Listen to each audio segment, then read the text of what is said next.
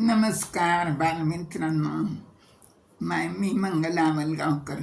माझं मंगला आजीच्या धमाल गोष्टी नावाचं यूट्यूब चॅनल आहे बरं का.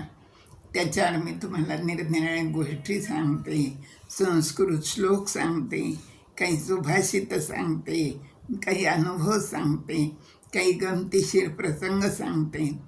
तर आजसुद्धा मी एक अनुभवच सांगणार आहे मला आलेला, जो की मला खरंच सगळ्यांना सांगावासा वाटतो.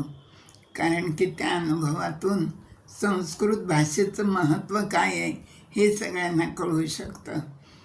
तर माझ्याकडं भगवद्गीता शिकायला मुलं येतात आणि गेली 35 वर्षापासून मी ते काम करते. मुलं येतात, मी त्यांना शिकवते, 18 अध्याय पाठ करून घेते आणि शृंगेरीला पाठवते आणि मग मुलं तिथलं बक्षीस घेतात. तर असाच एक मुलगा माझ्याकडे येत होता, इयत्ता 4थीत आता होता तो. आणि तो परवा 9 जून 2025 दिवशी शृंगेरीला त्याची परीक्षा झाली आणि त्यांनी एकदम पहिल्या नंबरचं 21,000चं बक्षीस मिळवलं बरं का. आणि मग त्याच्या आईचा मला फोन आला आणि माझ्या एक मैत्रीण त्याला ओळखत होती लहानपणापासून, तिचा पण मला फोन आला की म्हणे, काकू तुमची कमालच आहे म्हणे, तुम्ही प्रथमेशला 21,000चं बक्षीस मिळवून दिलं. तुम्हाला माहिती आहे का म्हणे, तो त्याला बोलायलाच येत नव्हतं म्हणे कितीतरी दिवस, आणि नंतर खूप उशिरा त्याला बोलायला लागलं. 4-5 वर्षाचं झाल्यात आणि शाळेत त्याला प्रवेश पण मिळत नव्हता. आणि अशा मुलाला तुम्ही संस्कृत शिकवलं, त्याच्याकडून पाठ करून घेतलं आणि इतका स्खलित संस्कृत म्हणाला तो की शृंगेरीला त्यांनी 21,000चं बक्षीस मिळवलं. ही खरोखर आश्चर्याची आणि कमालीचीच गोष्ट आहे म्हणून. तर मी तिला म्हणलं, अगं त्यात म्हणजे माझं काहीच कर्तृत्व नाही आहे, हे सगळं संस्कृत भाषेचं महत्त्व आहे म्हणलं. संस्कृत भाषा ही देवभाषा आहे आणि सगळ्या भाषांची जननी आहे आणि तिचा प्रभाव असा आहेच. जी बोबडी मुलं आहेत, जी तोत्री आहेत, त्यांचं बोलणं पूर्णपणे सुधारतं आणि त्यांची भाषा अगदी चांगली शुद्ध येते त्यांना भाषा. याच्या आधी पण माझ्याकडे एक मुलगी येत होती बरं का. तिचे 2 भाऊ माझ्याकडे शिकायला होती आणि ती ज्युनियर KGत होती.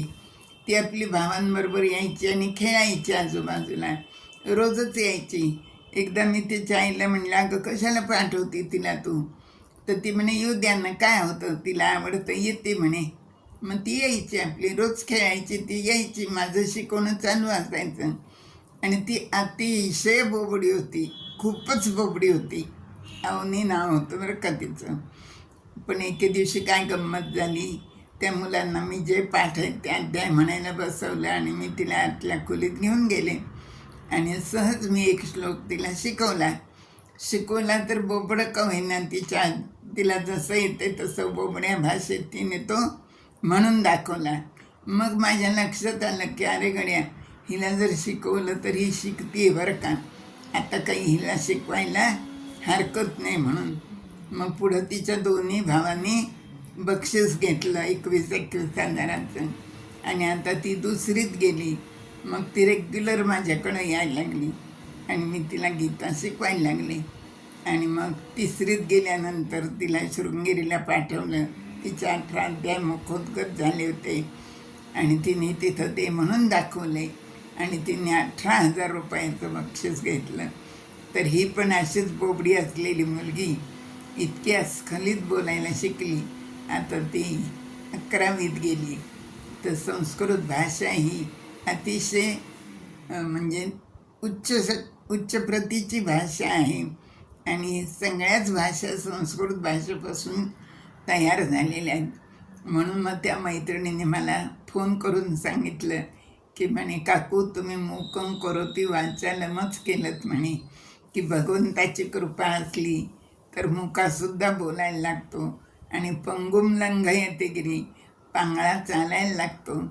तर यात खरं म्हणजे माझा मोठेपणा काहीच नाही आहे, भगवंताची कृपा आहे आणि संस्कृत भाषेचं महात्म्य आहे. तर हे तुम्हाला हा अनुभव तुमच्यासाठी आज मला शेअर करायचा होता.